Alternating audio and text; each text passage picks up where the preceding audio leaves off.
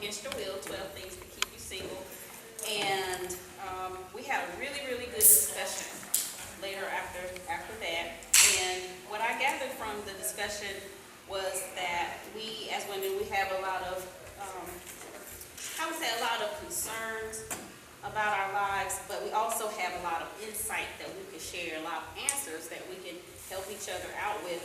And so I just asked Tonchelle about, could we take a time or two during the month and maybe have a discussion about those issues that are really plaguing our lives, and we came up with the Woman in the Mirror. And the purpose of Woman in the Mirror is for women to find their inner wisdom, strength, and beauty, and the motto is reflecting the queen in you. And so there's also going to be a segment for the younger ladies, and that is going to be the princess in the mirror, reflecting the best in you. So I wanted to share some information about renewing our minds and the way we think about everything. And so the class is going to be entitled Mindset Renovation. And today we're going to talk about renovating ourselves. And if you have a pen and you want to jot some things down, that'll be fine. If you don't understand something, because I kind of talk a little fast at times, just let me know and I'll try my best to repeat it if I can focus it up. Sometimes I just kind of get a little excited. And so,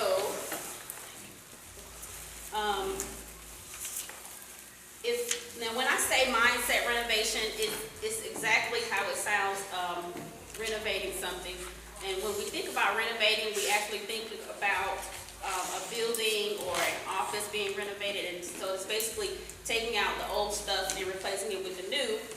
And my definition is basically cleaning out the old to prepare for the new. And like when we're going shopping for clothes and things, and the closet seems to get a little packed, we have to take out those old things, throw them away, give them away, and all of that, so that we can make room for the new things. But the goal of it is to structure the way we see ourselves so that we'll have a stronger foundation. As we go through everyday life, we oftentimes encounter a lot of things that can weaken our foundation, whether it be our faith, our belief in ourselves, and even those people that are in our circle of friends and family. We can have some things that happen to where we fall out with them, or they get sick, or they just happen to leave. So that strong foundation tends to be a little weaker.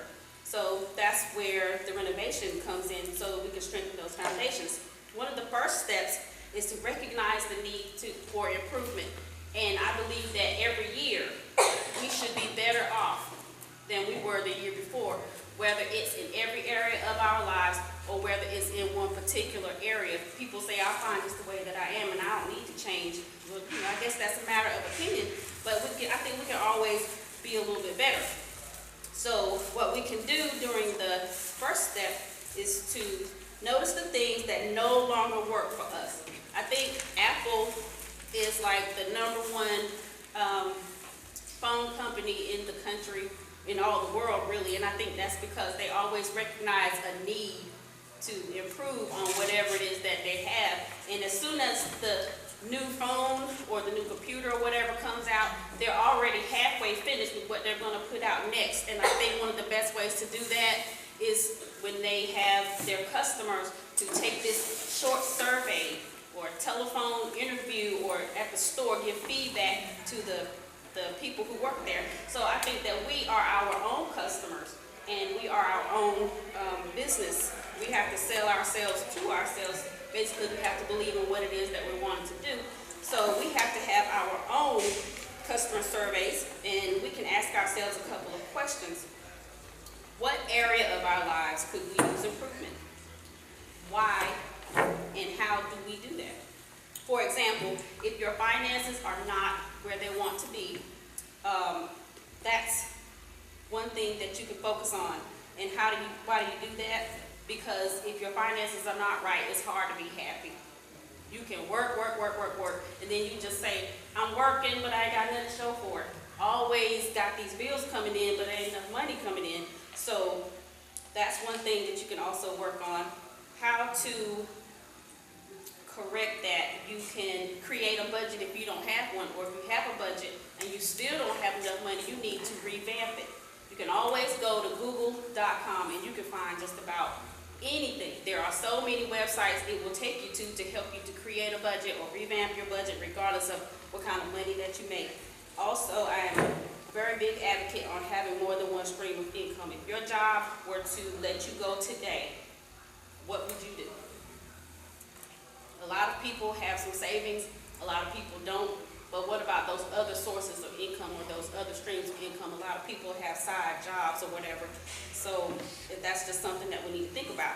Step 2 of the renovation is to evaluate your property or the content of your structure.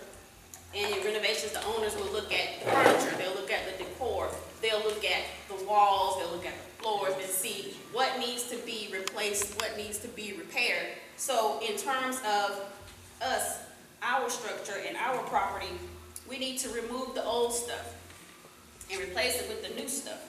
And for example, our memories, our life lessons, our one-day goals, our dreams, and our values.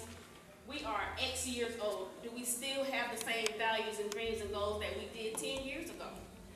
Not to say that they don't work, but we meet new people on a regular basis. We experience different things on a regular basis, so our goals and our dreams, they need to elevate. They need to scare us to pieces. If we stay in the same little box, have the same little ideas, this time next year, this time 5 years from now, we're going to be in the same exact spot.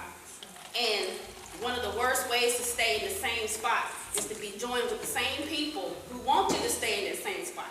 Some people don't want you to stay in the same spot. They want you to move up, but you want them to come with you. But everybody can't go with you because they just can't. And so the next step, step 3, is to create a plan of change.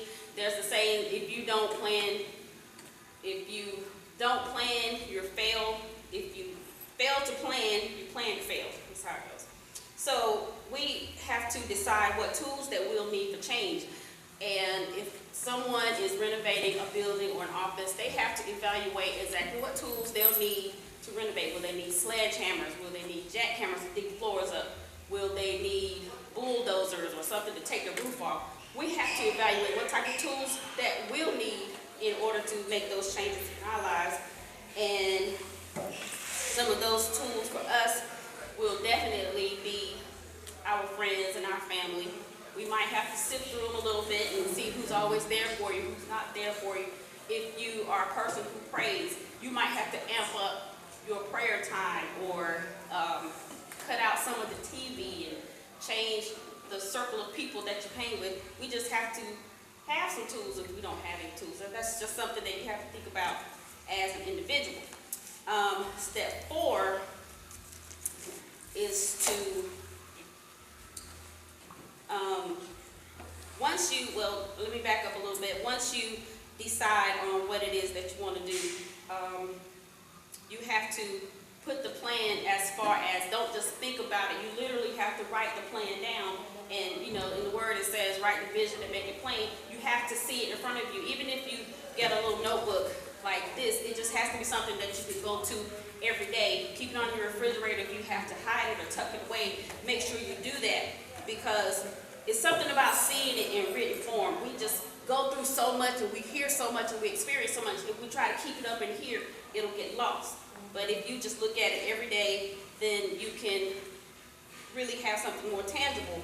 And the next step is to count the cost. When somebody is renovating an area, they have to literally have a budget for what it is that they're doing. They have to be able to plan for the people that they're paying, the material, and the time that they're going to need or if something doesn't work out right. They have to just create a budget for it. And we literally have to have a budget. How much time are we going to need if we're going to go back to school? Will that mean working part-time? Will it mean going to school online?